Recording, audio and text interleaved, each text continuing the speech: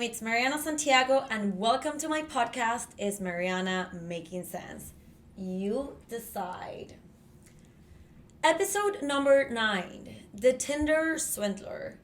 And I wanted to talk about this subject today, or like documentary today, because I feel like it's very hot. I see it on Instagram. I see people talking about it all the time on my groups between my friends, and I was like, you gotta watch this Netflix special. It's amazing. And they said many things about it.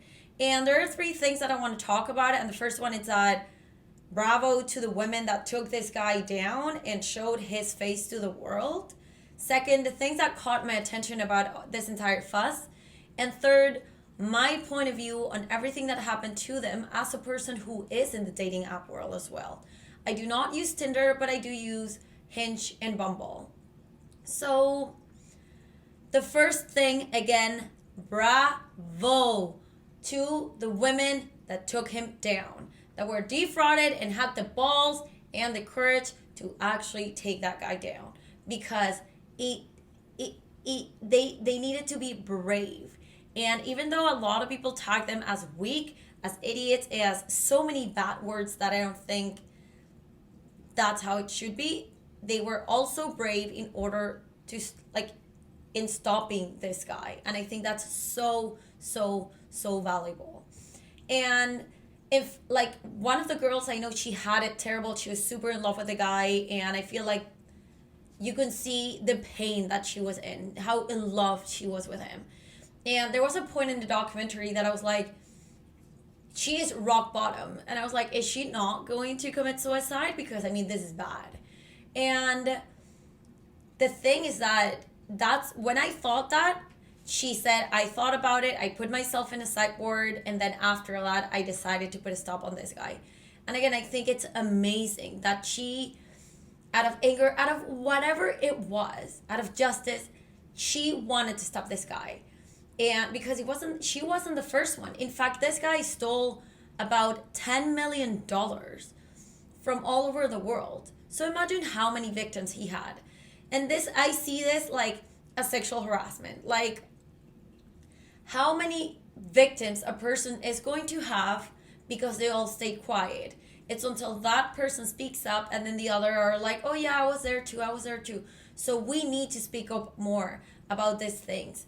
And they did it even though they were going to be judged by society. They were going to show everything that happened to them, how vulnerable they were with this guy. And that takes balls and courage, and they needed to be brave in order to do that. And again, I will not say it enough, bravo to these women that put everything out there and stopped him and show, thanks to social media, thanks to the media, that who this guy is, that he will not scam people anymore. Sure, he may scam some people here and there because some people might believe him, but he's not going to be taking innocent girls and promising the world for then a massive scam so they owe their lives. So I think we should applaud this more, and that take that out of the documentary more than being so judgy about it. And I honestly started watching this documentary with another idea. I was like ready to judge as well, right? I was like, oh, what did this dumb woman did? I want to write it down. I want to and halfway through, I was like, they were actually very brave for what they did. Why didn't I hear that? And I was like, actually so mad because of, that was like the fuss about it, right? Like, everyone's comments was like, I would never fall for that. I would never fall for that. Oh, they're stupid. I come from Latin America, and you have no idea how many memes are out there that are like, a Latina would never have gone through that. We never know. People can be defrauded all the time. People can be manipulated all the time. How many frauds have not been in the world? And people are always like, oh my God, this happened, poor people, and that guy was a genius. Same here. So let's see them as the victims that they are. And again, they were brave after all. And I feel like this is, I don't know, I may be wrong, but I remember this. I didn't read the book, but like 50 Shades of Grey. I think it's the exact same thing, and I'm sorry, but it was like, um, the millionaire guy or the billionaire guy that hired this girl and took her to his apartment and would hit her actually, and um, take her into an airplane, like in a jet to have dinner in Moscow, and everything was just like beautiful and dandy, and everyone was like madly in love with this guy. Well, this guy was kind of similar, let me tell you that. So, what's the difference? But again, I feel like we as a society just tend to judge so fast. And it's not good. I was literally mad halfway through the documentary because it was like, why did I not hear that? Why did I not hear how brave these women were? And like, I was so mad. I was enraged, and I was like, why? That's why society it's this way. And again, I feel like we can all be scammed. All of us.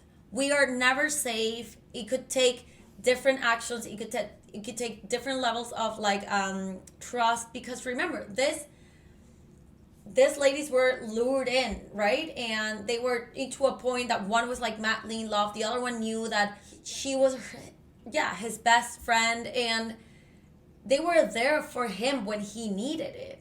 And it's like, we can offer something at some point. Maybe not that amount of money, maybe not like to that extent, but we don't know. So it's sad that it happened to them, and hopefully it never happens to any of us, right?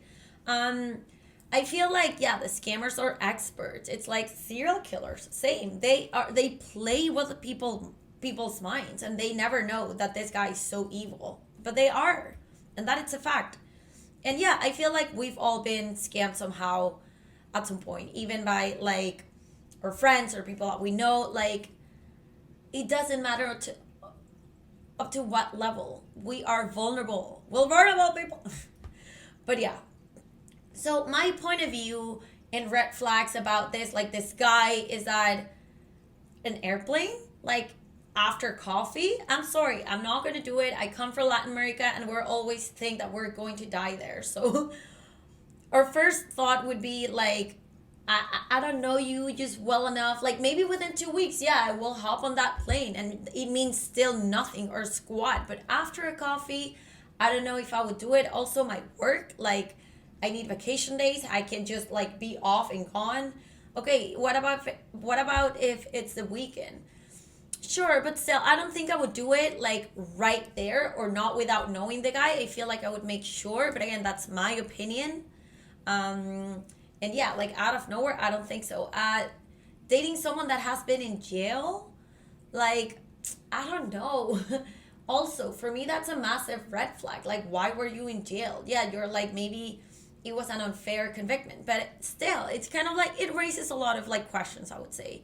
The fact that they called me like, sweetie, I miss you within a week, I miss you, like, oh, beautiful. I don't like that. It's not my style. I don't like it. In fact, there was one guy that I dated that it was kind of like that. And yeah, he met me on a Friday, and Monday he was like, I miss you. What do you miss? Like, it's a complete lie. Whatever. That guy did not work for anything. Maybe I was going to get scammed. Who knows? But I was like, I'm out, buddy. I'm out. I don't think billionaires are on Tinder at all. And also, if you want coffee with me, come to my area. I would appreciate you coming to my area, especially if you're a billionaire.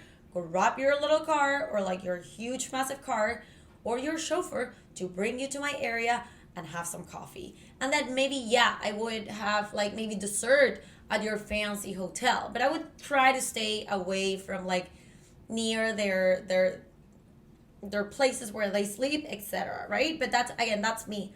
Uh, Pictures like that, like the one that he posted, like on your yacht, on your private jet, on your like massive car, for me are all no.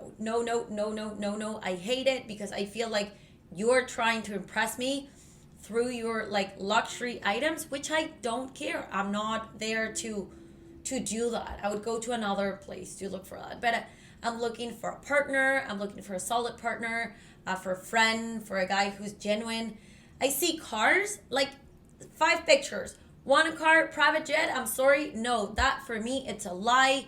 You don't have anything else to show but that. So for me, that it's a no. I also want someone that it's there in the city. I don't want to be like texting all the time with someone who is like absent. I don't like that. It's not my style. I wouldn't introduce someone like that to my family that it's being chased by like bad people that want to kill him. I don't think I would go that far until that guy's like fully saved. You never know, right? I don't think I would lend money that easily. Maybe sure at first a little bit, but a little bit like something that I can like go to the ATM. Like I don't think I would go to a bank. But again, we never know to what extent are we being manipulated, or how deep in whatever situation we are. So I don't think we can fully always say no, that would never happen to me. But I would hope that because of my personality, I wouldn't give money easily that way. And if I do at first, I would be like, let me see more, or like my money back at some point if you want me to give you more money back. I don't know, but that's my opinion. Yeah, I don't trust people that travel too much. I'm sorry. And the other thing that I didn't like is that he's like hiding because people are looking for him to kill him, to like take him out of this planet, like out of this world. And this guy's like traveling, going to bars, going to restaurants. Like the girls could have seen all the expenses on their credit cards and everything. So you kind of like know what is he doing. Yeah, when you gave cash, you don't know. But I mean, if you're hiding for real because you're afraid that you might get killed, I don't think you would be out in restaurants and bars and flying and everything.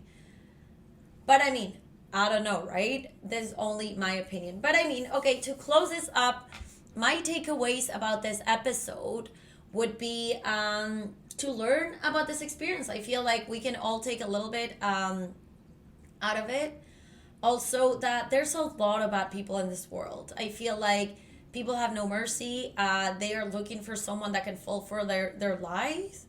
And it could be any lie. It could be about money. It could be about like availability. Like it could be about lending your car. It could be about so many things, playing with your feelings. So again, I feel like we just have to be very worried in a world like this. And yeah, let's give some credit to the people that deserve it. And let's stop judging so easily. I feel like we, again, automatically go to judge people all the time. And we should see the good side on people, especially if they're showing it. But well, again, that it's just me. And if you feel like this is a podcast that somebody needs to hear, or like, not needs, but it could like enlighten their world, or you feel like, yeah, someone would benefit from it, or would like it, whatever, would hate it, so they can like have an opinion about it, whatever it is. Share it. Subscribe to my channel on YouTube at Mariana Santiago. And if you want to contact me, go to Instagram at Ella es Marianita. And if you have, again, any suggestions, questions, anything, just hit me up. I'm an open book, and I hope you did like my review on this entire subject. Thank you and goodbye. Mwah.